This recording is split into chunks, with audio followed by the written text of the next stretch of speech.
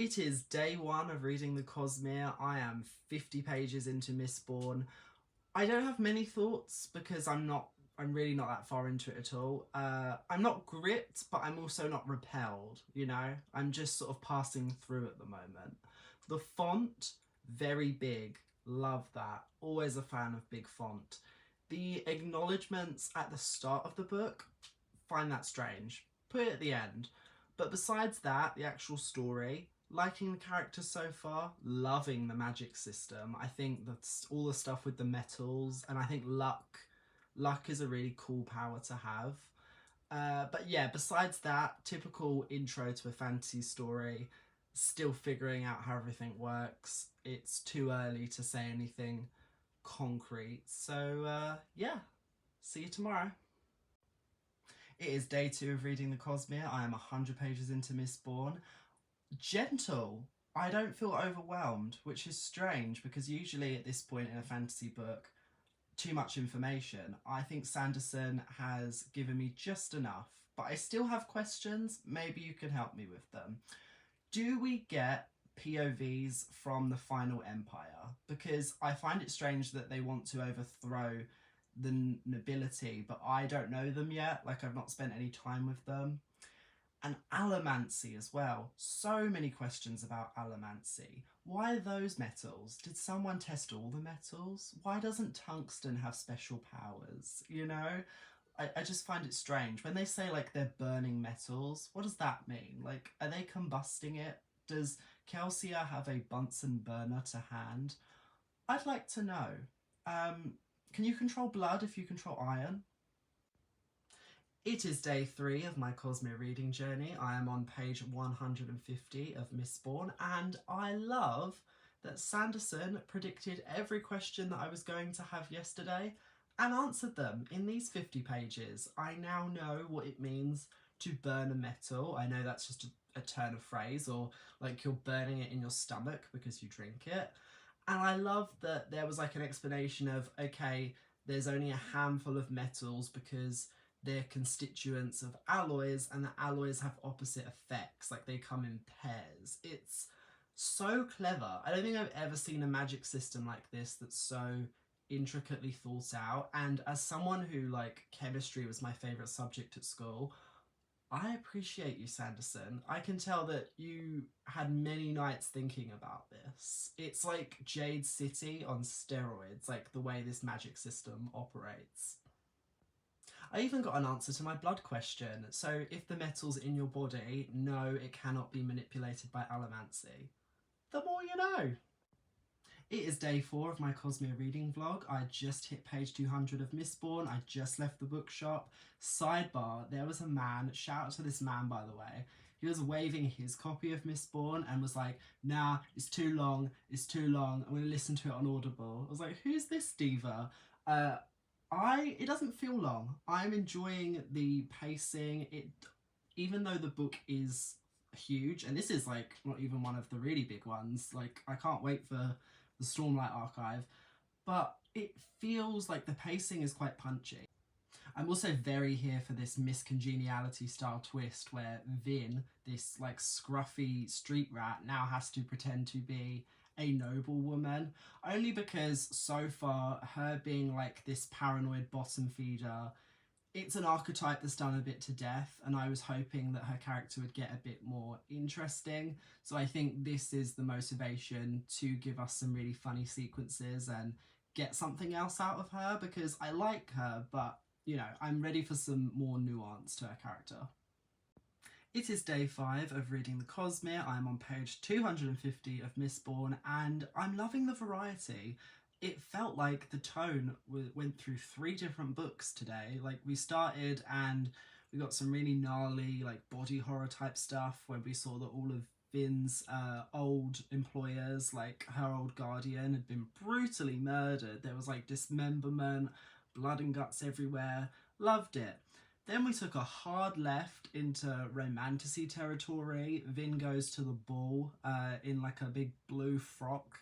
And of course she talks to the most important person there by mistake, and everyone's now talking about her and him, and I'm very excited to see where that goes. I did not expect romance to be so captivating in a story like this, but we're here. And then after that, the not the 11th metal, the 10th metal, Atium. How do you say it? Atium or Atium? I don't know, but that was really cool. The fact that if they take the 10th metal, they can see briefly into the future, like they can see what their enemy's about to do before they do it. There's some really cool ideas in this. I love it so far. Day 6 of reading the Cosmere, just hit page 300 of Mistborn, almost halfway through it. I have a question. Again, so at the start of every chapter, when you get the lines in italics, you get like a paragraph in italics. Who is that? What's the significance of that? Because I've been reading it, but I don't think I understand what's going on with it. Is that the Lord Ruler? Is that like him describing his travels before or leading up to the Ascension? I'm not sure. Please let me know, because is that like how this links to the rest of the Cosmere novels? Is there like a point where we actually get to see the Lord Ruler's journey, or is that something else entirely? Am I reaching here? Because lots of fantasy books do it, and I do enjoy it, that sort of prefacing each chapter with an extract, but usually there's some kind of footnote that explains where it's come from. This, I have no clue. So fill me in. It is day 7 of the year, day 7 of reading the Cosmere. I just hit page 350. Not much happened today, to be honest. I don't buy Vin's relationship with Venture. Like, she's so trusting of his motivation, and I get that she's a young girl and that she would be like smitten, sure, but she's supposed to be very street smart. Like, her one defining trait has been that she's paranoid and she doesn't trust easily. So the fact that she's so ready to be won over by Venture when they've not even had that many scenes together, it just doesn't feel realistic to me. Maybe like later on we'll find out that she was right about Venture and that he is on their side, but it just feels antithetical to what we've learnt about her character so far. I don't know. I think she would be smarter than that, surely. Day 8 of reading the Cosmere. I am on the home stretch of Mistborn, just hit page 400. I'm hoping that it won't be too rushed. Like, I'm wishing that the like revolution, the plot to overthrow the final empire, that carries on through books 2 and 3, because at the moment it seems like everything's going really quickly and I'm nervous. I'm also really enjoying Sazid, the terraceman, who's like sort of Vin's servant as a noblewoman. His conversations about the terracemen and how they are eunuchs, it's very thought-provoking, it's very emotive. It was making me think back to Game of Thrones, and I don't remember those conversations ever being had with Varys, even though he was also a eunuch. So I'm finding this a bit refreshing in comparison to that character. The last few days I've been sick and I've been neglecting my daily Cosmere reading vlog, but I'm back and I have got back up to date. I read 150 pages and I'm going to give you a 3 for 1 on days 9, 10 and 11 of reading the Cosmere. So we are now on page 550 of Mistborn. A lot has happened. It also doesn't feel like a lot though. I think it's because it was so unexpected. So first of all, the revolution has completely flopped. They're doing so badly. The army got crushed. Kelsey's brother died. It was all very depressing. I didn't really know what to feel with the death of Marsh because it was a bit unceremonious and we didn't really know him. He'd only appeared in like a handful of scenes and we saw like his connection with his brother, but besides that, like, he's not the most important character, is he? We finally got to see the 9th metal, which is gold. I've been wondering for hundreds of pages what the 9th metal is going to be because we knew that the 10th metal was atium. I'm a bit confused why they have opposite effects when one is not an alloy of the other. Like, if we're sticking to the rules that Sanderson has created, then shouldn't the 10th metal be some kind of alloy of gold? I feel like atium was just sort of thrown in as like this unobtainium that propels the plot, because House Venture seems to be getting all of their wealth out of atium, and it's a major plot point for that reason. Gold is also a really sucky metal. Like, the power that it has, the fact that you get to see alternate versions of yourself through the past, I don't see the use for that. Maybe later on in the series someone will use gold and it will be really useful, but I think it could have been something cooler. Oh, and we're still riding that Lady Valette Venture, will they, won't they romance, because he shut her down at the ball, but then she also stopped him from getting assassinated by his own dad, I believe, which, rough. It seems like Vin is going to really struggle giving up this new lifestyle of being like a noble woman.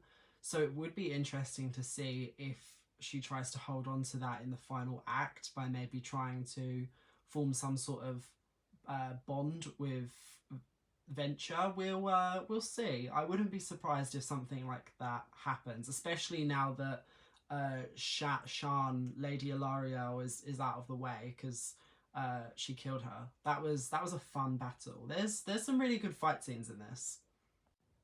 Day 12 and 13 of my Cosmere reading vlog. I've only gone and finished Mistborn. For the most part, really enjoyed this. Excited to read the rest of the books. Had a pretty great time. The ending, I expected more. It was very predictable. It was a bit anticlimactic as well. Like, it was just so funny to me that this Lord Ruler, they're like, oh, he's a god, he's immortal, he's unkillable, he's like the figurehead of the final empire. Oh, you just pulled his bracelets off and he's dead. Like, really?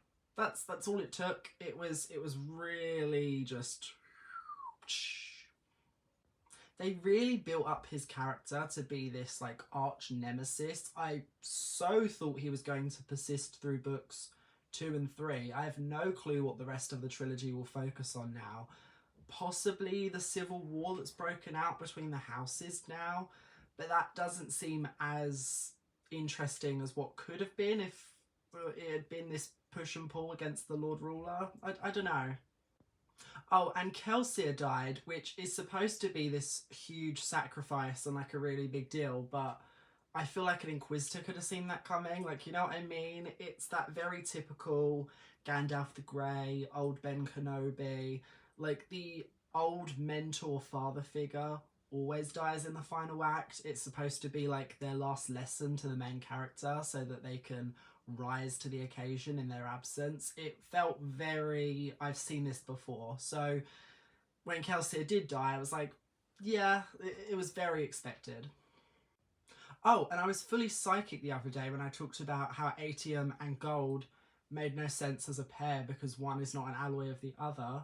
So Vin then talks about how there must be 2 other metals and how the 11th metal has to be part of this quartet that all deal with time, because you've got like the physical 4, the mental 4, and now you've got the time 4, which must mean that there's a 12th metal as well out there, which I'm sure we will get into later on. So that was Mistborn, a very strong start to the Cosmere. I do see the hype. I think there are things that could be done better, but I'm having a great time so far. I'm very excited. Tomorrow I will get into this one, The Well of Ascension, and yeah, well, I'm excited to see where this trilogy goes.